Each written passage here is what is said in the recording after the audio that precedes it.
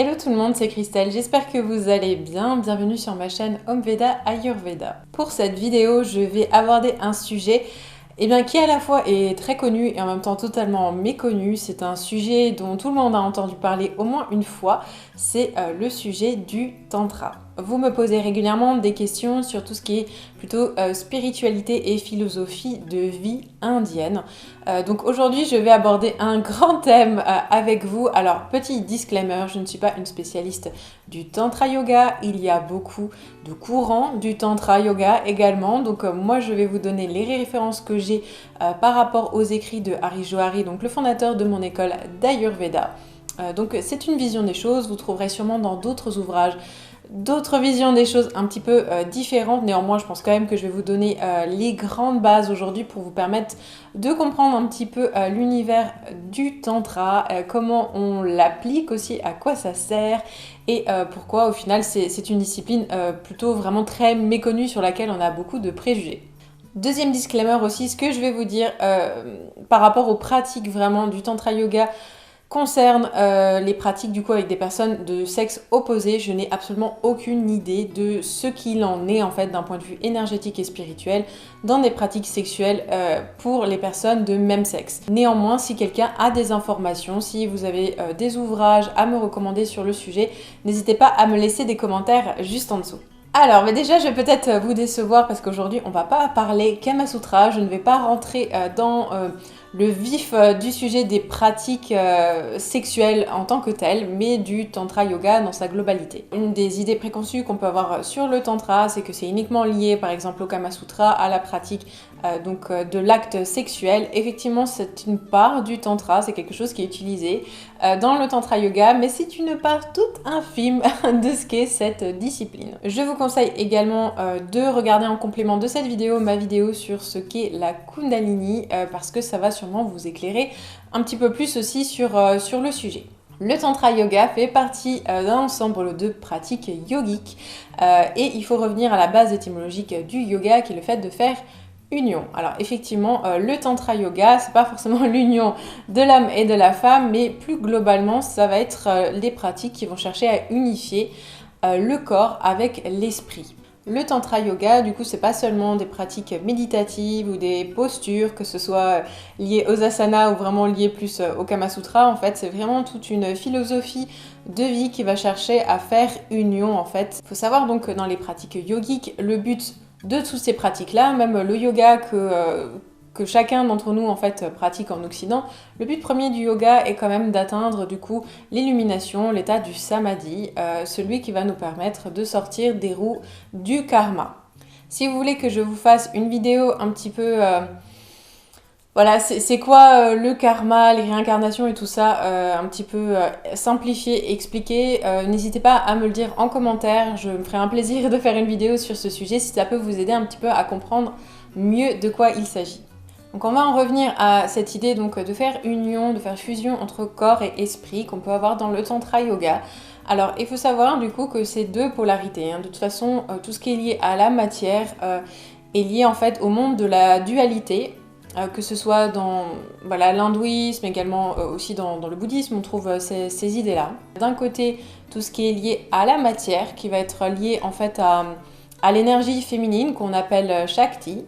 C'est vraiment ce qui va donner forme à l'esprit. L'exemple le plus concret, c'est effectivement qu'une femme va permettre de créer en fait un autre être humain dans son ventre. Donc il y a vraiment ce principe de matière qui est très fort dans la polarité féminine, donc Shakti. Shakti, ça fait vraiment référence à la grande déesse, à ce qu'on peut trouver aussi dans certains courants du New Age où on va parler du coup du féminin sacré. Et d'un autre côté, on a tout ce qui est lié au monde de l'esprit, donc de Shiva et du masculin. L'esprit, le masculin, est vraiment lié plus à la conscience pure, à un esprit qui du coup existe uniquement dans le monde de l'immatériel.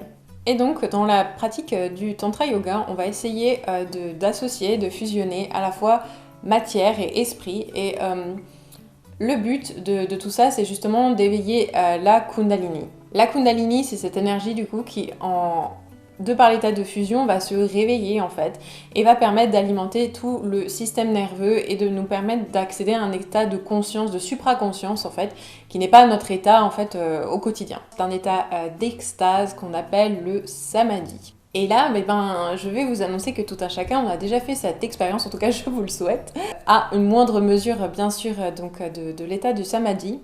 Et c'est un état donc, où à la fois le corps et l'esprit sont en éveil, sont alertes, mais en même temps calmes aussi. Et justement où il y a cette idée de l'extase que chacun peut ressentir du coup lors de l'orgasme sexuel. Donc c'est pour ça qu'on voit la connexion entre le tantra yoga et l'acte sexuel. En fait, ça fait partie des pratiques qui vont permettre d'éveiller la conscience et d'éveiller le corps aussi à cette montée d'extase. Pourquoi la sexualité est importante dans la pratique du tantra yoga? Pourquoi c'est quelque chose qu'on utilise?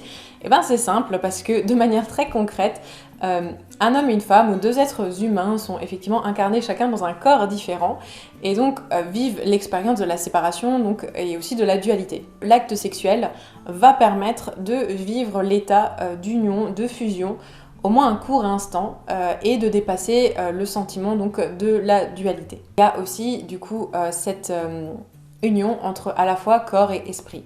On dit traditionnellement aussi que c'est une union qui va se former après dans le cœur. Pendant l'acte sexuel, l'idée est de réussir à faire à la fois descendre l'énergie qui vient du haut et remonter l'énergie qui vient du bas pour qu'elle se croise en fait au niveau de notre chakra du cœur. C'est bien pour ça aussi que dans les pratiques de tantra, bien sûr qu'il est conseillé, si on veut pratiquer du coup à deux, de le faire avec un partenaire pour lequel il y a vraiment un attachement amoureux qui est présent, parce qu'on va beaucoup travailler avec cette énergie-là du chakra du cœur. C'est possible aussi de le travailler sans ça, néanmoins ça va quand même être plus facile si deux partenaires se font entièrement confiance et ont un lien d'amour très fort. Ce qui va permettre de symboliquement aussi unir le masculin sacré Shiva avec le féminin sacré Shakti. En bref, le Tantra Yoga, c'est une pratique psychocorporelle qui permet de faire des trainings. En tout cas, c'est tout un tas d'entraînements à essayer de joindre esprit et matière pour atteindre un état d'extase, un état d'éveil de la conscience, donc une sorte de supraconscience qu'on appelle le samadhi. Et voilà, cette petite vidéo sur le tantra est maintenant finie. J'espère qu'elle vous a plu. Si c'est le cas, comme d'habitude, n'hésitez pas à me laisser un pouce pour me le faire savoir. Et donc si vous voulez partager vos références sur le sujet, n'hésitez pas à vous exprimer en commentaire juste en dessous. Si vous avez des questions, s'il y a des choses qui n'ont pas été claires, parce que bon, c'est vrai que il y a beaucoup de notions en fait qui sont liées du coup à l'hindouisme, qui sont pas forcément faciles à expliquer ou à comprendre pour nous esprits occidentaux. Donc s'il y a des choses qui sont pas claires, n'hésitez pas à vous exprimer aussi juste en dessous, je me ferai un plaisir de vous répondre. Je vous rappelle que je sors une nouvelle vidéo toutes les semaines, alors n'hésitez pas à vous abonner à ma chaîne Omveda Ayurveda et également activer la petite cloche des notifications pour être tenu au courant de la sortie de ma prochaine vidéo. Et sur ce, je vous souhaite à tous une très belle semaine, prenez soin de vous.